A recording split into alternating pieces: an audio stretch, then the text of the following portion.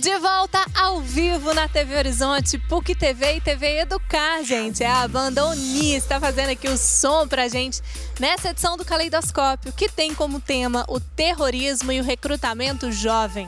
Tem várias cidades do Brasil e de Minas ligadas no programa, então um abração para você que sintonizou a TV pela antena parabólica. É você que está aí do outro lado, em qualquer cidade do Brasil, pode participar com a gente pelo Facebook, pelo telefone, Twitter, Instagram ou então Snapchat. E lá no site da TV Horizonte tem muitas promoções do programa te esperando, dá só uma olhada. Você conhece as camisas masculinas Clé? Elas têm estampas contemporâneas que valorizam a cultura mineira.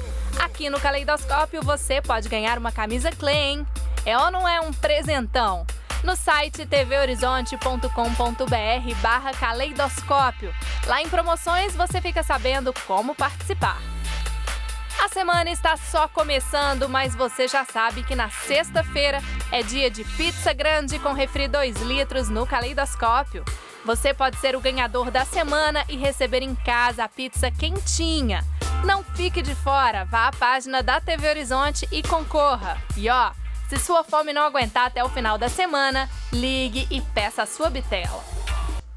Tem essas e outras promoções te esperando. Dá uma passada lá no site e aproveite. E quando se fala, né, em recrutamento jovem, Jorge, dá pra gente pensar em faixa etária, assim, que eles ficam mais de olho ou não tem isso?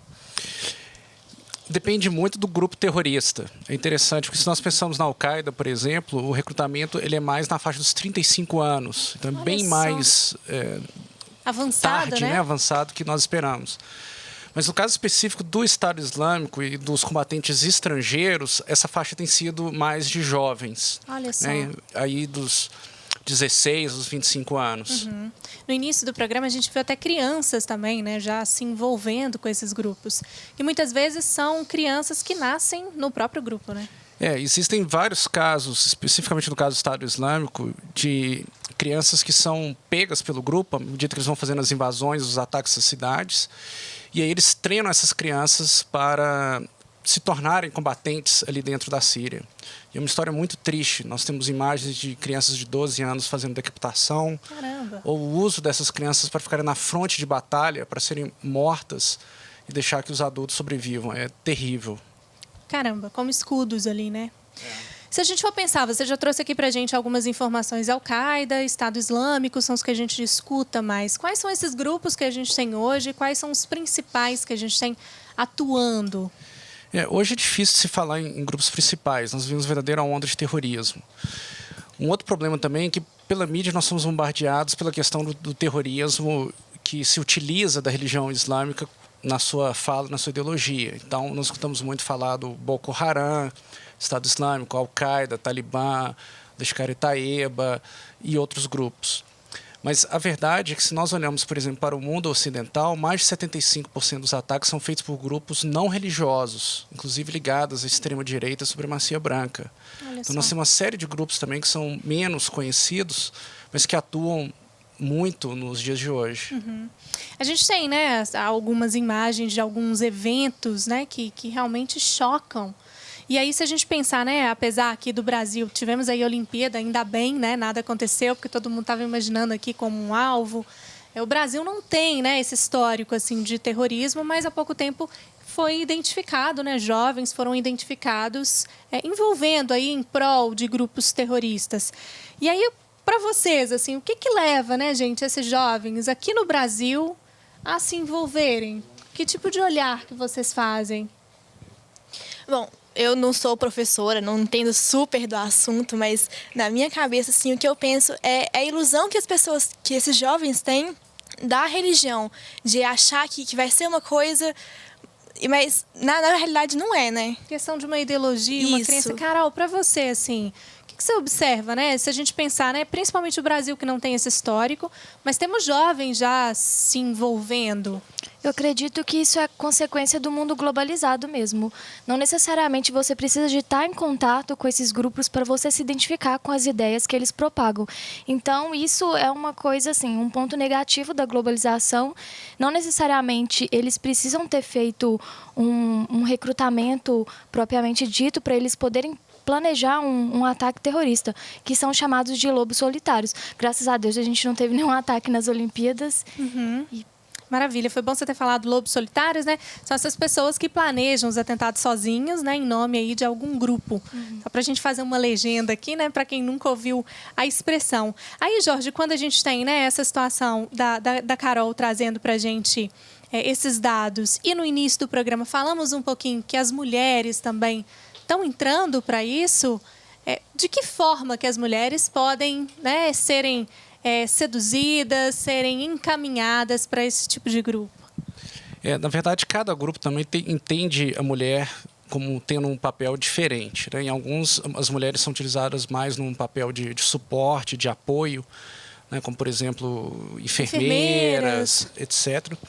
Mas o que é assustador é que, ao contrário do que a gente pensa normalmente, em casos como do Estado Islâmico, muitas vezes as mulheres estão procurando um papel mais ativo dentro dessa atividade. O Estado Islâmico, por exemplo, tem várias histórias de mulheres que são atiradoras de elite, que atuam diretamente no combate.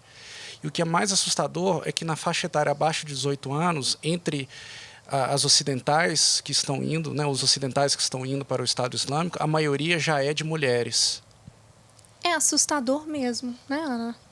Você, por exemplo, já viu algum vídeo de grupos específicos convocando combatentes? Na mídia a gente vê muito, né? Nas televisões, né? Na própria internet, no Facebook, a gente vê muito os combatentes do Estado Islâmico com toda a sua mídia, toda elaborada, convocando todo o mundo para fazer parte dos seus exércitos, que são bem numerosos, que estão crescendo a cada ano. Caramba.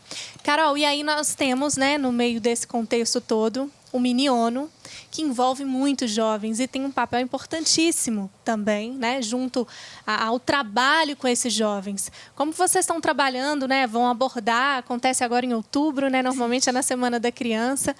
Como que vocês pretendem trazer um pouco, né, desse tema terrorismo, que é algo tão contemporâneo e está aí tão disseminado, para esse evento? Então, para quem não conhece, o Mini-ONU, ele é um projeto de simulação diplomática. Então, ele acontece todo ano, no mês de outubro. E na PUC Minas? Na PUC Minas, promovido pelos alunos de Relações Internacionais. Então, quando um diretor já pode se candidatar para ser diretor, ele manda um projeto de comitê. Então, cada comitê, esse ano a gente tem 20 comitês sobre vários temas, inclusive 2 que vão abordar o terrorismo.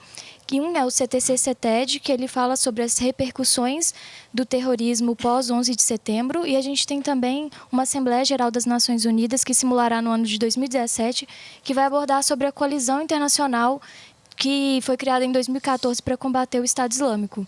Bacana. E já fica a dica, né, para a próxima edição, o recrutamento de jovens. Sim, é uma excelente dica. Então, assim, geralmente são temas atuais. Por exemplo, esse ano a gente tem o Acnur sobre os refugiados na Europa. Então, é um tema atual. Atual. Super preocupante. Então, alguns temas são históricos, alguns comitês são históricos, alguns são futuristas, que eles simulam um evento que pode acontecer baseado em alguma questão atual. Então, assim, sempre estão levando temas da agenda internacional para esses jovens. São cerca de 1.000 jovens que vêm do Brasil, secundaristas, que vêm do Brasil inteiro para simular. Eles representam países. Então, assim, é muito interessante porque eles tentam resolver esses problemas, né? E eles percebem que não é tão fácil assim resolver esses problemas internacionais. Quando a gente pensa, né? Quando a gente é mais novo, a gente pensa que a gente vai salvar o mundo. Mas é muito mais complexo. A gente tem que lidar com várias questões, É muito complexo. Nós vamos deixar, então, para o próximo bloco, para a gente dar uma pitadinha, né, de como o jovem também pode fazer a diferença e tentar minimizar, né, essa coisa toda de terrorismo e tudo mais. Vamos lá? O Caleidoscópio vai para um rápido intervalo. Já tem mais esse nosso bate-papo aqui de terrorismo e recrutamento jovem. Gente, participe com a gente. Até já.